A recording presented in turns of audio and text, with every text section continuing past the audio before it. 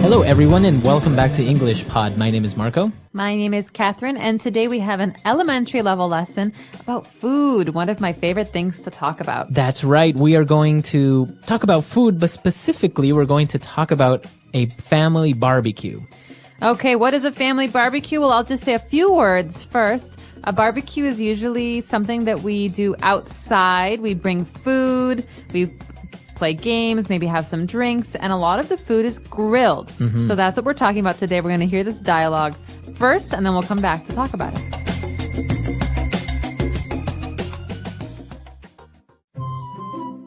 Is everything ready for the big family barbecue tomorrow? Yep, the steaks and chicken are marinated, and I also bought hamburger buns. We should also cook a couple dozen hot dogs and kebabs. Yeah, good idea. We could put some lawn furniture outside next to the grill. I also set up the tent outside so we can hide from the sun if it gets too hot. Great! I asked Grace to bring cups and serviettes, as she is also bringing 2 big coolers for the beers. This is going to be a great barbecue. Oh no, it's raining!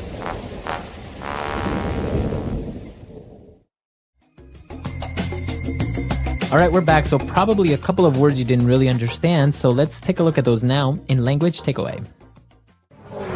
Language takeaway. Lots of food words, Marco. The first one is barbecue. We were talking about that a minute ago.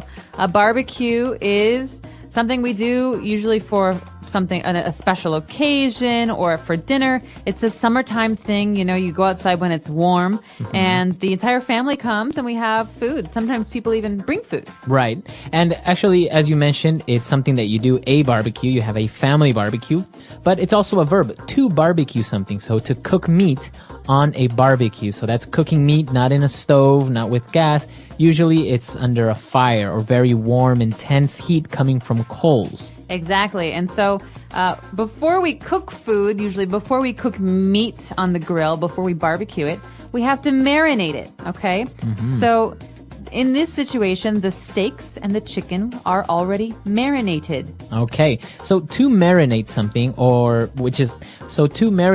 which is a verb, or the steaks and chickens are marinated, which is an adjective. So basically means that you have added spices and maybe some lemon juice, different herbs or salts to the meats in order to give it flavor before you cook them. Exactly. Sometimes in Indian cooking, for example, you marinate with a yogurt sauce and you leave the meat in the refrigerator for a whole night. Exactly. So marinating or to marinate is a process to give flavor to food. Very good. All right, so we've marinated our food, our chicken, our steaks, but also we have hamburgers, so we need hamburger buns. What are buns? Okay, buns are pieces of bread that are for special kinds of food. So you have a hamburger bun. It's a round piece of bread, and the hamburger goes on one piece and under another piece. A hot dog bun is different. It's like a piece of bread that's folded, and the hot dog goes in the middle. So bun is a special kind of bread for these kinds of foods. All right, so remember, if you want to have a hot dog, you need to buy hot dog buns. So people know already that you're talking about bread. And if you want to buy a hamburger bread, you say a hamburger bun. That's right. So hamburger buns and hot dog buns. But after we talk about having the hamburger buns, we discuss how many hot dogs we're going to cook. So the person says we should cook a couple dozen hot dogs. All right, so a dozen is 12 units of something. Right, so eggs are sold in dozens. We buy a dozen eggs, we buy 12 eggs. Okay, or you can say half a dozen, that means 6. Half of 12. And a couple dozen is usually around 24, 25. Okay, very good. So a dozen hot dogs, and they are also getting kebabs. What are kebabs? One of my favorite foods, kebabs, are sticks or skewers of meat. So you have a very thin stick, and you put the meat on it, and you put that on the grill, and you cook the meat on the grill.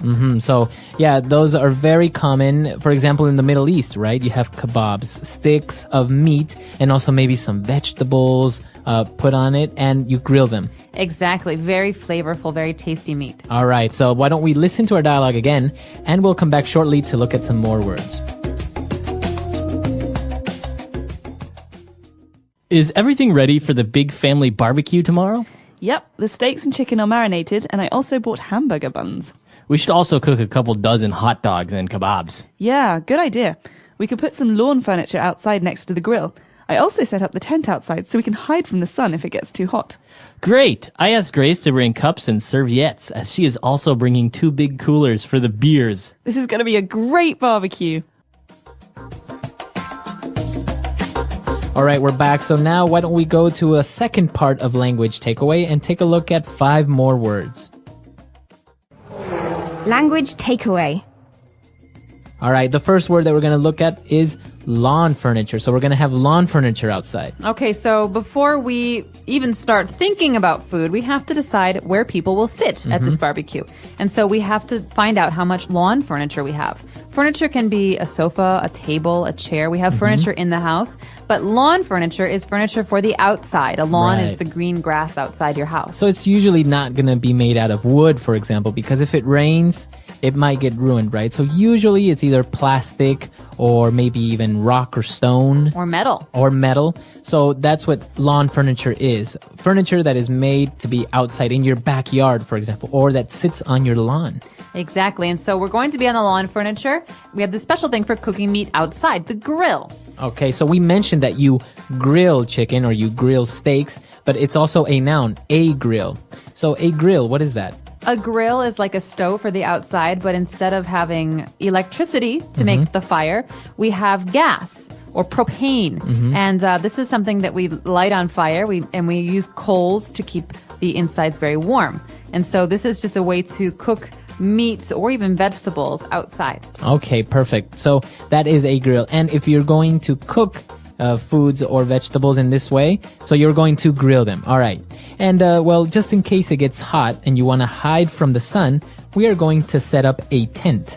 Okay, a tent. You can sleep in a tent, but in this case, a tent is just a covering outside. So maybe some cloth or some fabric that will stand over us when we sit down or want to be outside. It's also a way to protect us from the rain. Right. So as you mentioned, a tent is something that you set up temporarily made out of cloth or plastic to protect you from the sun or rain. Or if you're going camping, you sleep in one. All right. And now that they have all the food, they need cups. And then they mentioned this strange word. It kind of sounds French. Serviettes. Serviettes. So I do think it comes from the French word. This is a British way of saying napkins. Napkin. It's like paper for cleaning your hands and cleaning your mouth that you throw away. Okay, so you can say napkins, or if you want to sound a little bit more fancier, you can say serviettes. And speaking of fancy, let's talk about beer. Where do we keep beer? It has to stay cold, right? Right. So usually you would place it in a refrigerator, but if you're outside or you're going camping, you want to keep them cold or you want to keep something hot. You place it in a cooler. Okay, so a cooler is a plastic bin or a plastic box that we put all of the ice in and the drinks. So it's not just for beer, it's also for Coke and Sprite and all these different drinks. Right, so it's usually made to keep something cool, but as I said, if you want to keep something warm, you can also keep it in the cooler. It keeps the temperature of the foods. And the nice thing is that it's not electric, so you can use it anywhere. Right. All right, so that's all the words for today. Why don't we listen to our dialogue for the last time?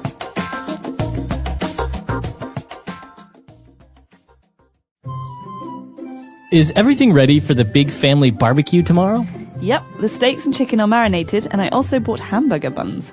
We should also cook a couple dozen hot dogs and kebabs. Yeah, good idea. We could put some lawn furniture outside next to the grill. I also set up the tent outside so we can hide from the sun if it gets too hot. Great! I asked Grace to bring cups and serviettes, as she is also bringing 2 big coolers for the beers. This is going to be a great barbecue. Oh no, it's raining!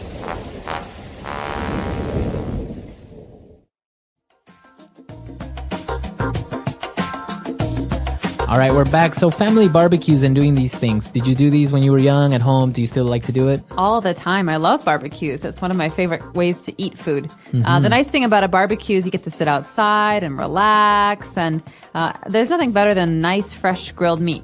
Right. And well, you have all your friends over. So you're having a couple of beers and you're having some meat.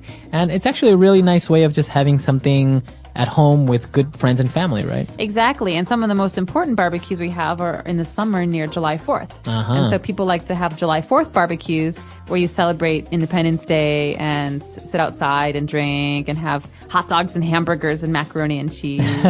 Actually, while I was in Chile, I noticed that as well. Near their festivities for their independence, which is September 18th, a lot of people get together and have barbecues, and it's so popular that pretty much every house in the neighborhood you can smell somebody barbecuing on the weekend. You're making me so hungry. All right, guys. So if you have any questions, any doubts, or if it's common for you guys to barbecue back home, then why don't you send us a couple of comments at EnglishPod.com, and we'll see everyone there. Bye. Bye.